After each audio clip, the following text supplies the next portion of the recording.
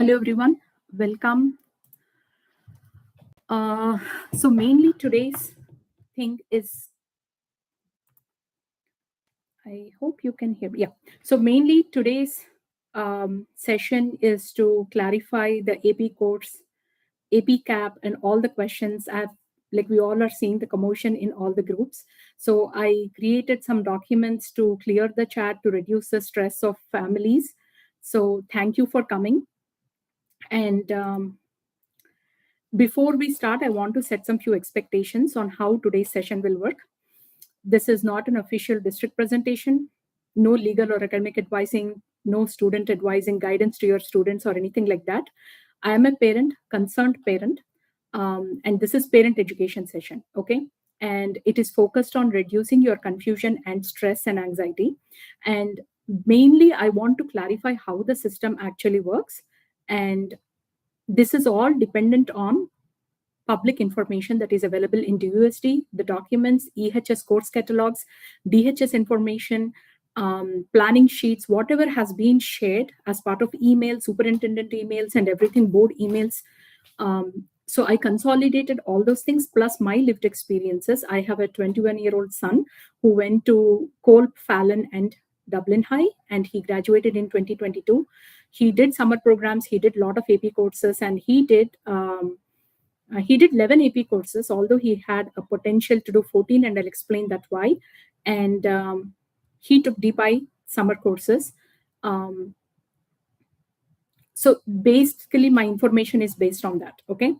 And when I looked at all the chats, I'm mainly talking about the Fallon Middle School EHS class of 2030 chat and the concerns, the broader group of the concerns with the AP course limits. I copy pasted all the messages because there was no easy way to consolidate it and ask Meta AI. So I copy pasted in a document. Guess how many pages the messages were? 140. 140 pages of messages. I gave it to AI. I asked it to remove all the repetitive questions, policy, like opinions and cons. I asked it to remove all that. And it created 3 documents for me. One is all the questions that have been answered, okay, and all the group all the similar questions and separate answered and unanswered questions. So I created 3 documents.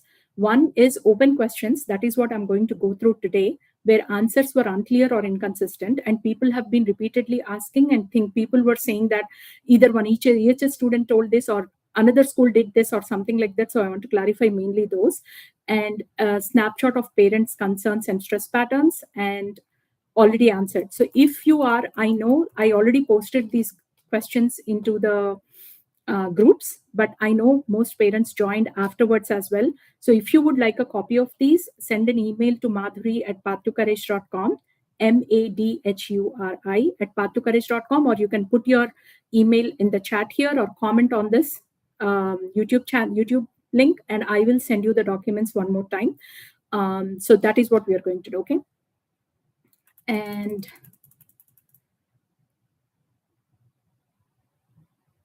so one more thing I want to tell you is I am reading the questions. I have created a document. I'm reading the questions directly, so you'll not see my direct eye contact.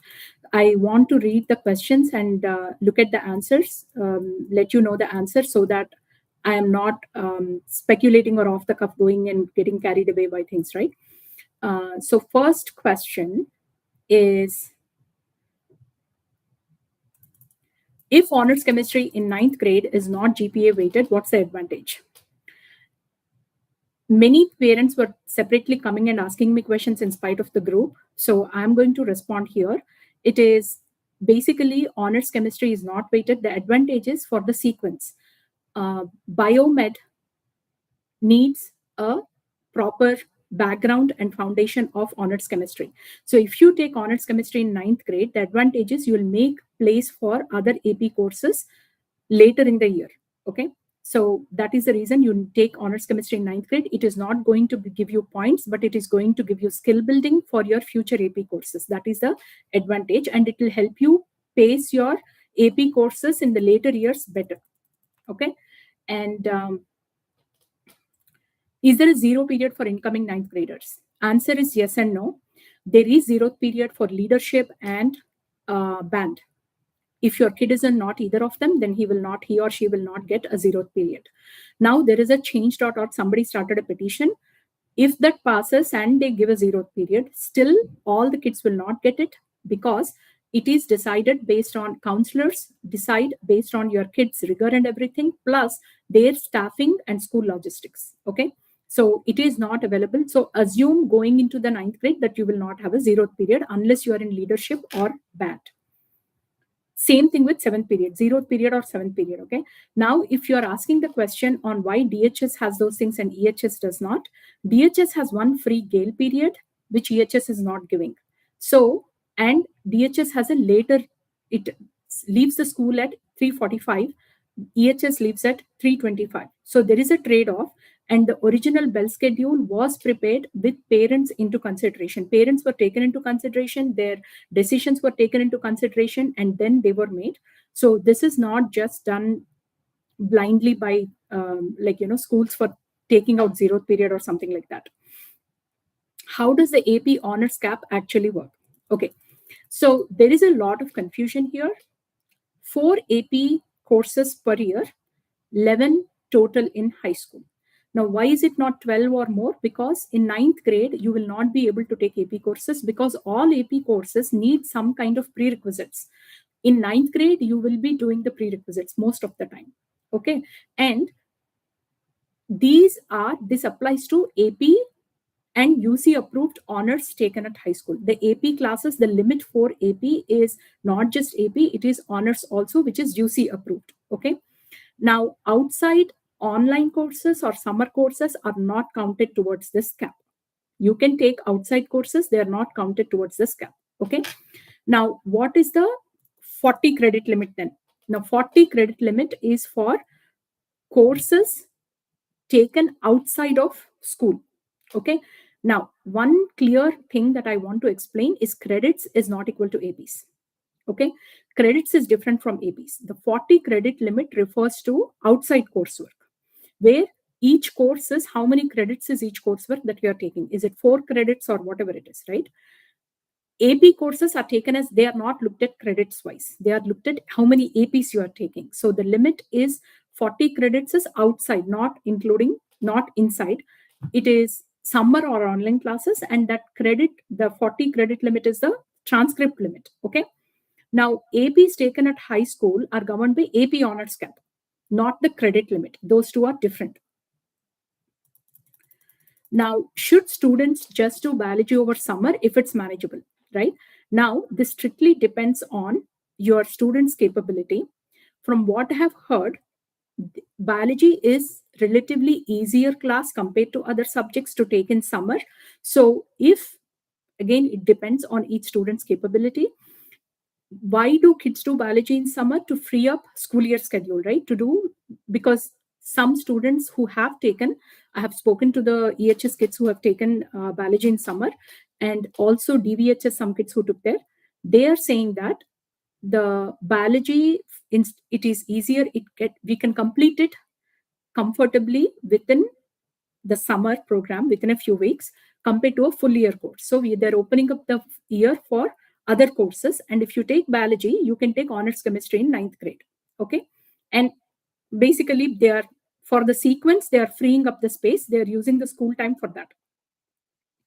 And getting early access to chemistry, right? And then it reduces the workload later on. That is the reason they are taking. Now, it also depends on your student, their learning style, and their readiness to it, right? So it should, and always confirm from the counselor, because when you're taking outside, are you taking from DPI? Some people took from BYU, some people took from Silicon Valley High School, SVHS. So where are you taking from? And is it approved by Dublin DUSD? If you see DUSD website or anything, they won't mention BYU, they won't mention SVHS. There is a reason why they are not doing that. That means it has to be specifically approved by your counselor. So make sure these things get approved by your counselor before you register and take them, right? Now, if biology is done in summer, can students take honor chemistry in 9th grade? Generally, yes. But again, please talk to your counselor. My younger son, he's in 8th grade right now. He's planning to take advanced algebra 2 and biology in summer. But when he's applying for requesting for coursework, he has to request for advanced algebra 2 and biology in 9th grade, because assuming he's not taking it in summer. He sent an email to his middle school counselor, and she said that after he finishes these two things in summer, they send the transcripts to the school and they approve them. Once that is done, he will automatically be placed in the sequential progression of those two things. So advanced algebra 2, so he'll be put in pre-calculus in 9th if he completes this successfully and the transcript is approved. Biology, after he completes, he'll be put in honors chemistry. Okay, so that is the thing.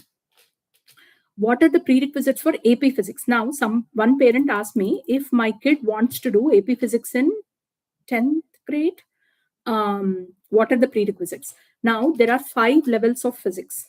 Okay, you need to see which physics you are talking about. Okay, I think 2 physics, again, please look at the course catalog for really clear instructions, but 2 physics is based on algebra, foundations and math. 3 of them are based on calculus. So depending on which physics you are taking, you need to either complete that math course or to be in concurrent enrollment with that math course. So please look at what is the prerequisite and which one do you want to do based on what is the thing. So don't look at, so one parent said that, oh, one of the EHS kids said it's enough if we take pre-calculus.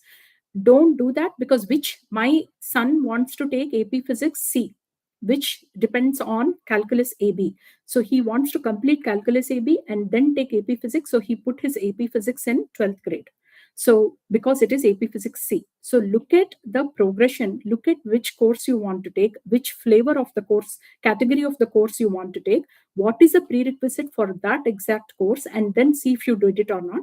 Look at the course catalog, the latest course catalog for a correct answer. And course catalog has all the details in it, right?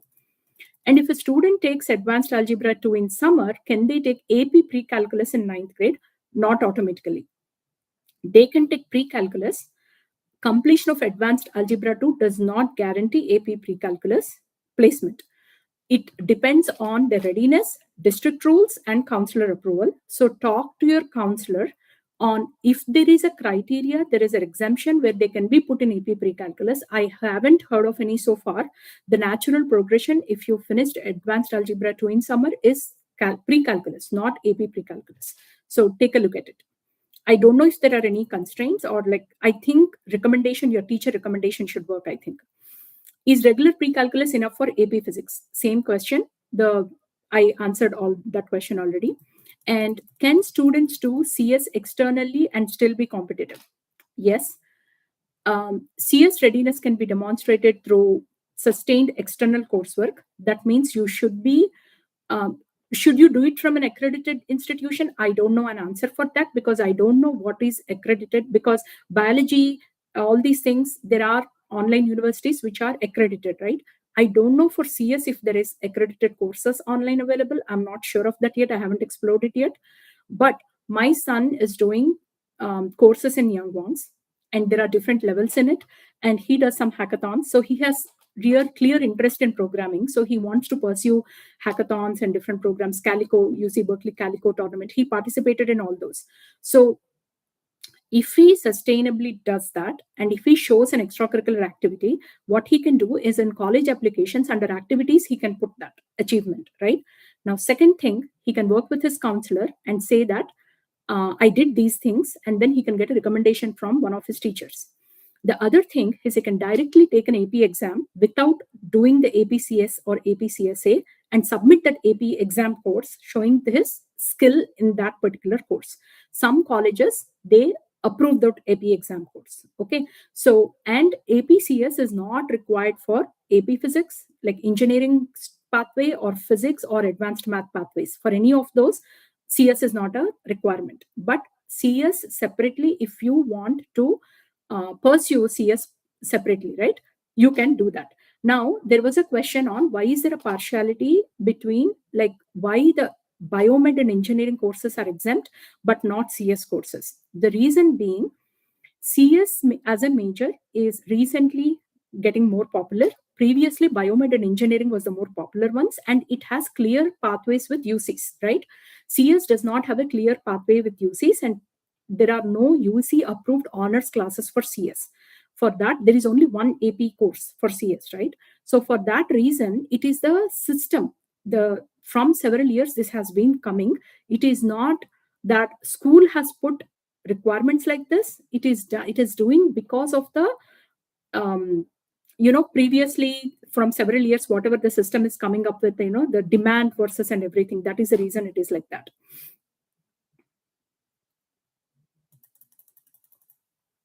So college readiness is different from transcript credit. If you do CS separately outside, computer science programming or anything outside, that won't give you transcript credit, but it will give you college readiness. You can show the college readiness in different ways, doing some outside activities and getting some recognition or some competitions outside, hackathons or something, plus your AP exam score. And then what is the other question? Do external CS programs need to be accredited? I told you, only if you want high school transcript credit, then you need to find an accredited one. Find an online course which is showing that it will give you, and ask your counselor if that is okay. Okay. But most of the time, CS academics are extracurricular. Like if you take in Young Wongs or any other coding dojos, right? They are considered extracurricular activities, skill based, and they are perfectly acceptable for college applications. Okay. Actually, my older sons, many of the friends, they studied in engineering academy, and they all went to computer science. They did not take any of the CS programs through high school. They did everything as an extracurricular, and they showed that, and they all got into computer science major in most of the great universities. Now, can students take language or other courses online during the school year? It is not directly automatic, because within a year, BFIU, I know it gives you online courses, but you need your counselor approval, right? And then an approved provider. Make sure you're taking from a place, because I don't know if there are other things available for languages. You need to work with your counselor and make sure your school approves those things, right? And make sure, of course, the scheduling compatibility that you have to check. But don't assume anything. Just make sure you get your counselor approval for everything. Do parents need to decide all of this now? Answer is no. Lot of people are asking me about 12th grade, their junior year and senior year. Please, for all the parents who are in 9th grade, who are in 8th grade right now, going into 9th grade, or 9th grade to 10th grade, take 1 year at a time, one summer at a time, because I know at least a few kids who are very smart. Some life thing happened, they could not finish the summer school. Whatever they enrolled in, they could not finish it, or they failed, or they did not get the required credit to be able to change it into transcript. Then your entire plan has gone, right? You have a tentative plan, 4-year plan, but please be open for changes, be open for things. It's okay, everything works out. And your kids are very, very smart.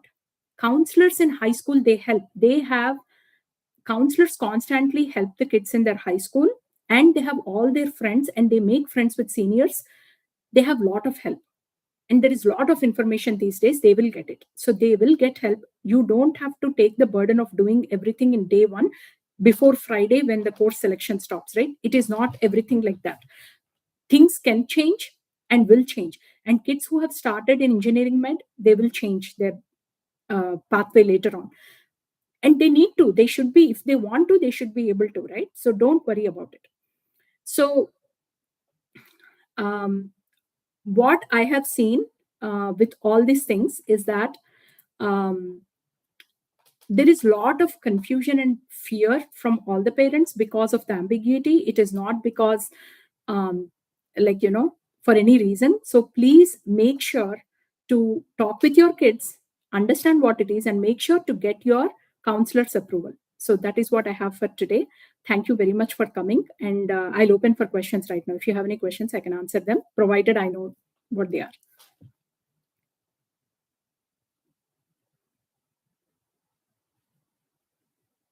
Any questions, you can put them in the chat if you have, or